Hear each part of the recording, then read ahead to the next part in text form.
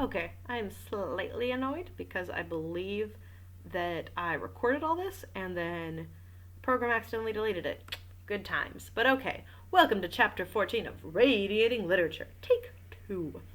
This chapter is aptly called The Second Body. Waiting for no more, I turned and ran up the path to the shed. The 2 men on guard there stood aside to let me pass, and, filled with excitement, I entered. The light was dim, the place was a mere rough wooden erection to keep old pots and tools in. I had entered impetuously, but on the threshold I checked myself, fascinated by the spectacle before me. Gerard was on his hands and knees, a pocket torch in his hand, with which he was examining every inch of the ground. He looked up with a frown at my entrance, then his face relaxed a little in a sort of good-humored contempt. "Ah, c'est l'Anglaise. Enter then, let me see what you make of this affair." Rather stung by his tone, I stooped my head and passed in. "There he is," said Gerard, flashing his torch to the far corner. I stepped across. The dead man lay straight upon his back. He was of medium height, swarthy of complexion, and possibly about 50 years of age. He was neatly dressed in a dark blue suit, well cut, and probably made by an expensive tailor, but not new. His face was terribly convulsed, and on his left side, just over the heart, the hilt of a dagger stood up, black and shining. I recognized it. It was the dagger I had seen reposing in the glass jar the preceding morning. "I'm expecting the doctor any minute," explained Gerard, "although we hardly need him. There's no doubt what the man died of. He was stabbed in the heart, and the death must have been pretty well instantaneous." "When was it done? Last night?" Gerard shook his head. "Hardly. I don't lay down the law on medical evidence, but the man's been dead well over 12 hours. When do you say you last saw that dagger?" "About 10 o'clock yesterday morning." "Then I should be inclined to fix the crime as being done not long after that." "But people were passing and repassing the shed continuously." Gerard laughed disagreeably. "You progress to a marvel. Who told you that he was killed in the shed?" "Well," I felt flustered. I assumed it." "Oh, what a fine detective. Look at him, mon petit. Does a man stabbed to the heart fall like that, neatly with his feet together and his arms to his side? No. Again, does a man lie down on his back and permit himself to be stabbed without raising a hand to defend himself? It is absurd, is it not? But see here, and here." He flashed the torch along the ground. I saw curious irregular marks in the soft dirt. "He was dragged here after he was dead, half dragged, half carried by 2 people.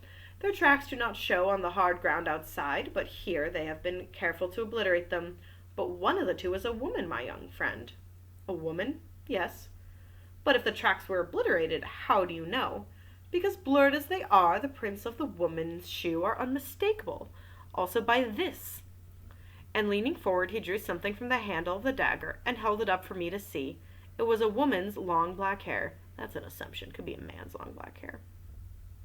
Similar to the one Poirot had taken from the armchair in the library. With a slightly ironic smile, he wound it round the dagger again.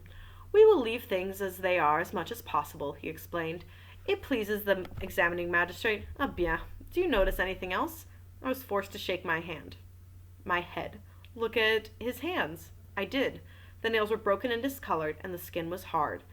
It hardly enlightened me as much as I should have liked it to have done. I looked up at Gerard. "They are not the hands of a gentleman," he said, answering my look. "On the contrary, his clothes are those of a well-to-do man. That is curious, is it not?" "Very curious," I agreed. "And none of his clothing is marked.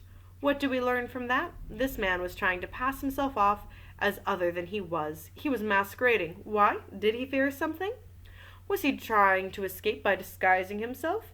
As yet we do not know, but one thing we do know, he was anxious to conceal his identity as anxious to conceal his identity as we are to discover it." He looked down at the body again. "As before, there are no fingerprints on the handle of the dagger. The murderer again wore gloves." "You think, then, that the murderer was the same in both cases?" I asked eagerly. Gerard became inscrutable. "Never mind what I think. We shall see. Marchand!" The Sergeant de Ville appeared in the doorway. "Monsieur?"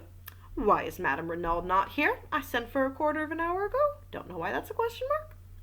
"She's coming up the path now, monsieur, with her son with her." "Good. I only want one at a time, though." Marchand saluted and disappeared again. A moment later he reappeared with Mrs. Renaud. "Here is Madame." Gerard came forward with a curt bow. "This way, madame." He led her across, and then, standing suddenly aside, "Here is the man. Do you know him?" As he spoke, his eyes, gimlet-like, bored into her face, seeking to read her mind, noting every indication of her manner.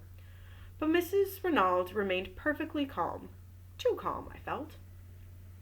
She looked down at the corpse almost without interest, certainly without any sign of agitation or recognition. "No," she said, "I have never seen him in my life. He is quite a stranger to me." "You are sure?" "Quite sure." "You do not recognize in him one of your assailants, for instance?" "No." She seemed to hesitate, as though struck by the idea. "No, I do not think so. Of course they wore beards, false ones, the examining magistrate thought, but still, no." Now she seemed to make up her mind definitely. "I am sure neither of the two was this man." "Very well, madame, that is all." "That is all, then." She stepped out with head erect, the sun flashing on the silver threads in her hair. Jacques Renaud succeeded her. He, too, failed to identify the man in a completely natural manner. Gerard merely grunted. Whether he was pleased or chagrined I could not tell. He merely called to Marchad. "You have got the other there?" "Yes, monsieur." "Bring her in, then." The other was Madame de Bril. She came indignantly, protesting with vehemence. "I object, monsieur. This is an outrage. What have I to do with all this?" "Madame," said Gerard brutally, "I am investigating not one murder, but 2 murders. For all I know, you may have committed them both." "How dare you?" she cried. "How dare you insult me by such a wild accusation? It is infamous." "Infamous, is it? What about this?" Stooping, he again detached the hair and held it up. "Do you see this, madame?" He advanced toward her. "You permit that I see whether it matches?" With a cry, she started backward, white to the lips. "It is false. I swear it. I know nothing of the crime, of either crime. Anyone who says I do lies. Ah, mon Dieu! What shall I do?"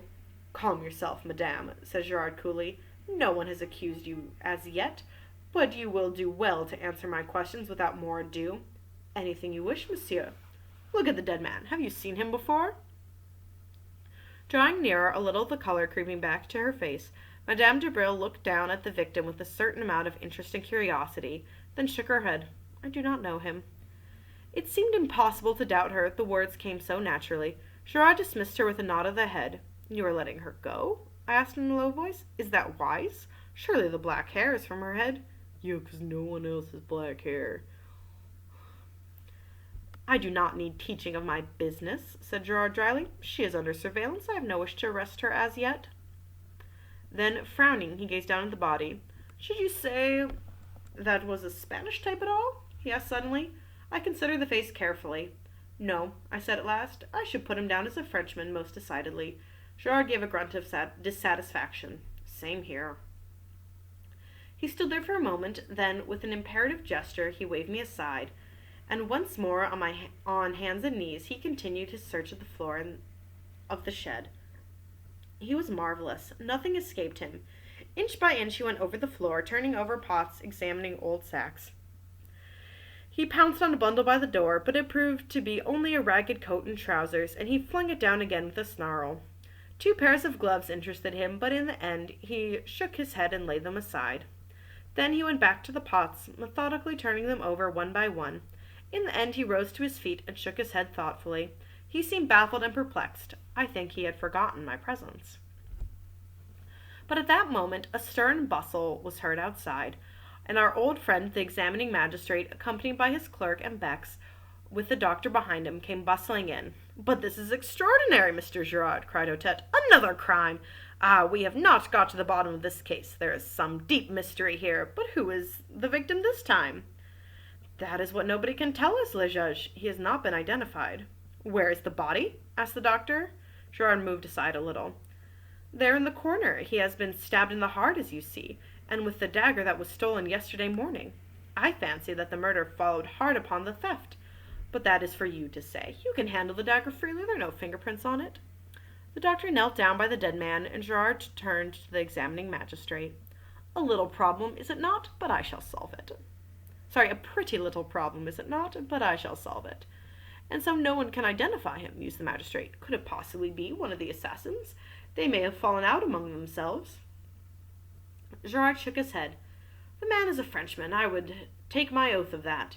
But at the moment they were interrupted by the doctor, who was sitting back on his heels with a perplexed expression. "You say he was killed yesterday morning?" "I fix it by the theft of the dagger," explained Gerard. "He may, of course, have been killed later in the day." "Later in the day? Fiddlesticks! This man has been dead at least 48 hours, and probably longer." We stared at each other in blank amazement. And that is the end of chapter 14.